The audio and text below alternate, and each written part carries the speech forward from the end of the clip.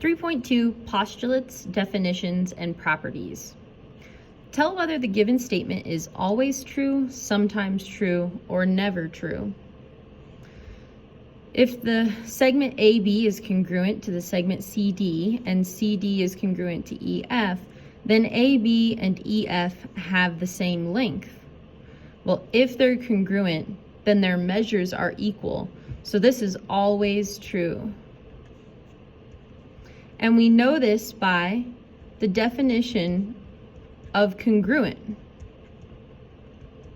Because if something is congruent, then its measures are also equal. If angle 1 is obtuse, then the measure of angle 1 is greater than 90 degrees. Now, this seems initially always true, but what you're failing to remember is that the definition of obtuse is that the measure of the angle is between 90 and 180. So this is sometimes true, because the definition of obtuse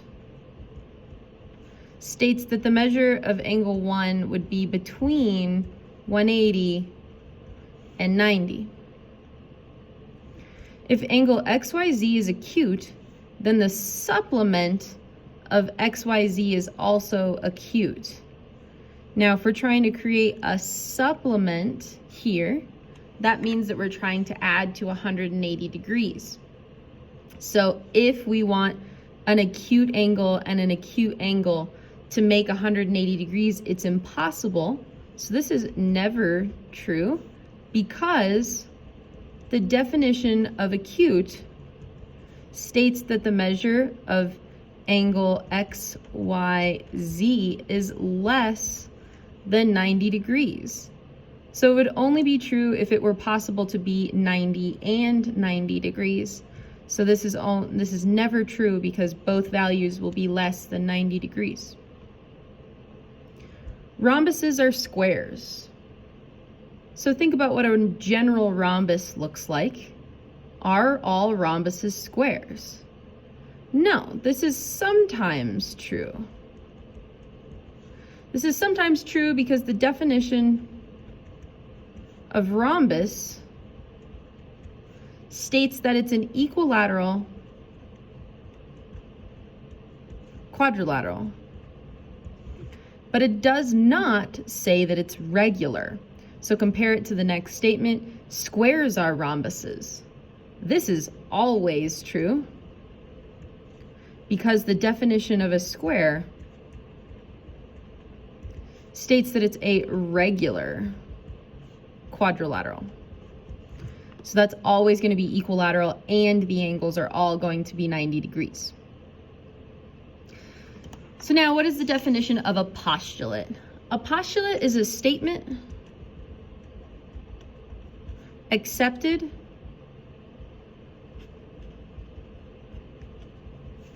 without proof. Many postulates are proven mathematically, but in this class, any postulate that you're provided, you can accept without proof. We may be proving a few of them together, and you may be asked to prove some on your own, but in general, most postulates are accepted without proof. They can be used as starting points for convincing arguments. And also, the statement is self-evident.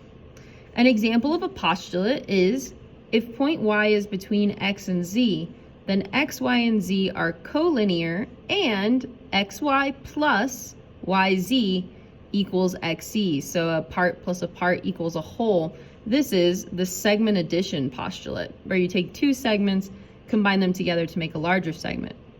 A list of postulates which can be used in convincing arguments or are proofs, logical statements, is given on page 712 in your honors geometry book. I'm also providing it online as a PDF. What is the definition of a definition? A definition is the meaning of a word.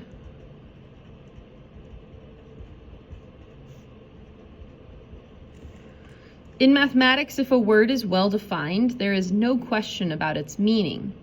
Example, a polygon is a square if and only if it is a regular parallelogram.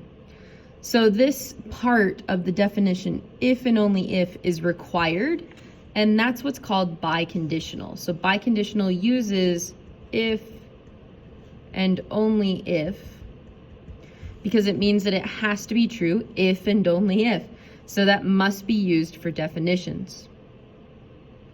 Now we're going to talk about some properties. So these are neither postulates nor definitions, but they are properties that we know to be true mathematically. So these are mathematical properties that can be true. They're separated into two different categories. You can have properties of congruence, so things that make things equal. And then you can have properties of equality. So that's when you're working with the measures of segments or lengths. So remember, the difference between congruence and equality is that congruence is used for concepts or for figures or for the idea of being the same. And then equality is used specifically for measures. So you're using that only when you're talking about the measure of something being equal to the measure of something else. So properties of congruence, there's a couple here. There's one that we use not super often, but it'll come up sometimes. It's called the reflexive property, and it just means that something is equal or congruent to something else. So if you say let's say it's a segment, so A is congruent to A, it just means that if it's itself, then it's congruent to itself. So another example would be angle A is congruent to angle A, something like that. Symmetric property. Symmetric means that you're creating symmetry. So in this case, if you had, let's say let's just say segment A is congruent to segment B, then you could also say that segment B is congruent to segment A. So it's got that symmetry where you can, this is also what we mostly call the commutative property, where you can say that equality is true no matter which direction you write it. The last one is called the transitive property, and something that you need to know is that there needs to be 3 statements in order for you to use a transitive property. I'm going to write this one a little bit more simply without the congruent symbols, so that it is a little bit more straightforward. So if you say something like this, if A is equal to B and B is equal to C, then you can talk about what you know about the relationship with A and C.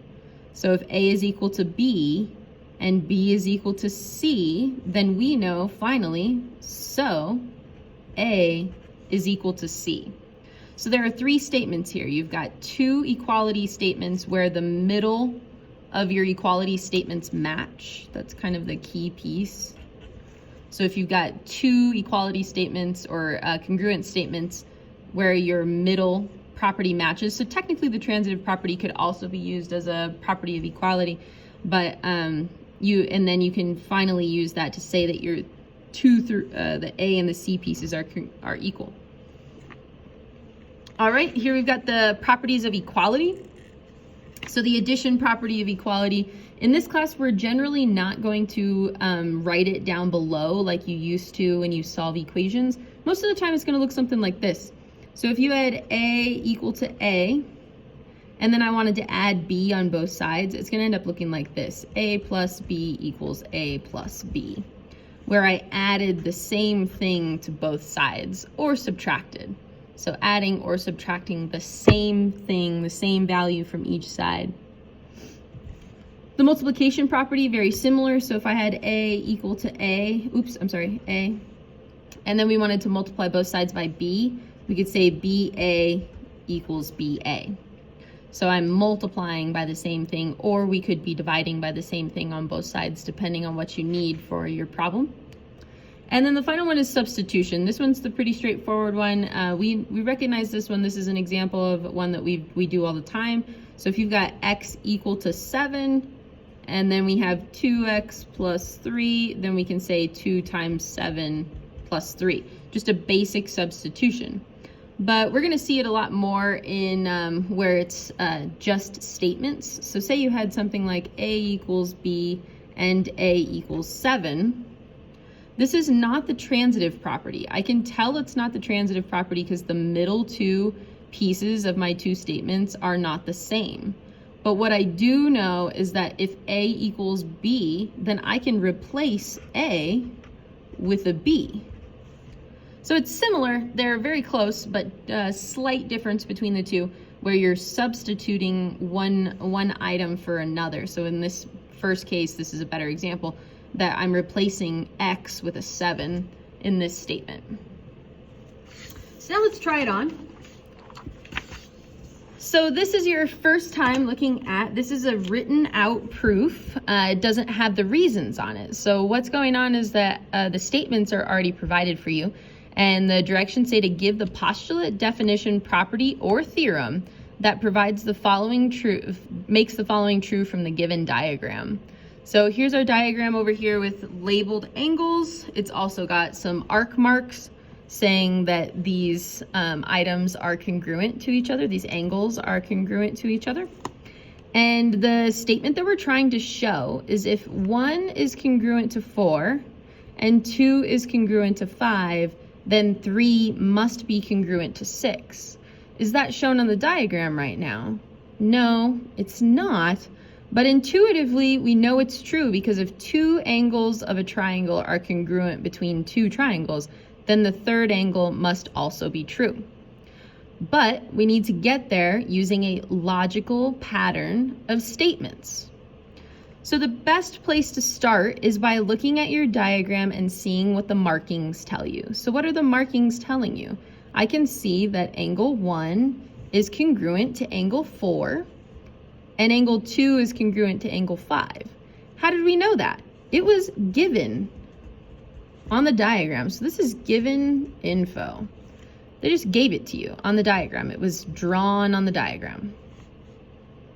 The second thing we can say is that the measure of angle 1 is equal to the measure of angle 2, and the measure of angle 2 is equal to the measure of angle 5. So how do we get from congruence to measure? We get there using the definition of congruence. Because we know that if something is congruent, then it is also, the measures are also equal. So this was just one step of using a definition from congruence to measures. Now that we are in measures, we can use properties of equality. So this statement may seem like unimportant right now, but we'll see why it becomes important in a moment. So we can say that the measure of angle 1 plus the measure of angle 2 is equal to the measure of angle 1 plus the measure of angle 2. So what is this statement using? It's using the reflexive property.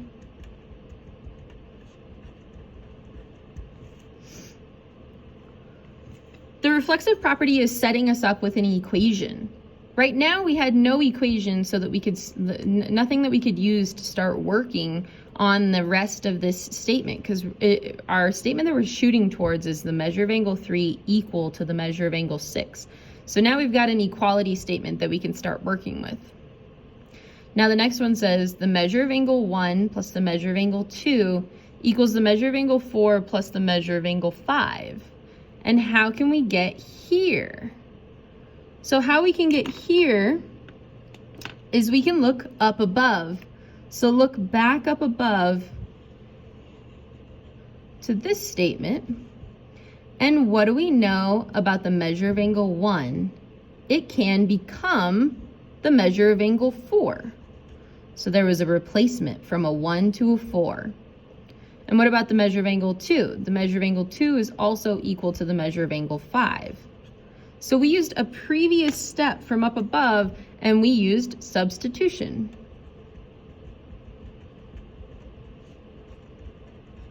We knew that those statements were equal to each other, so we substituted them in.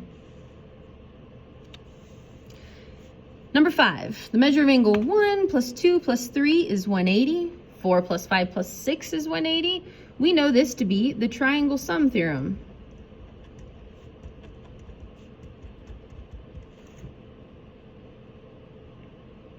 Now we can say that 1 plus 2 plus 3 and 4 plus 5 plus 6 are equal to each other.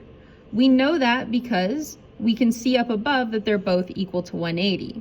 This is substitution again.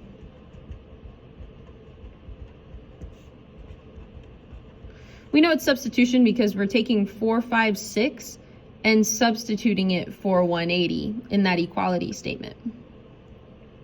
Now finally, we get down to our final statement, but something is actually happening. So I'm going to write it again. So we've got measure of angle 1 plus the measure of angle 2 plus the measure of angle 3 equals the measure of angle 4 plus the measure of angle 5 plus the measure of angle 6.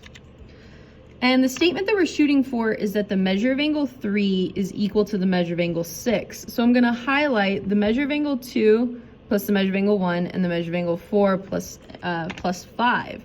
Well, what do I know about these statements that I just highlighted? Well, I know that these statements are equal to each other. So what can we do on both sides of this equation is I can subtract them away. Minus the measure of angle 1 plus the measure of angle 2, minus the measure of angle 1 plus the measure of angle 2. And finally, those will cancel away, and we get the measure of angle 3 equal to the measure of angle 6. So this is the subtraction property of equality.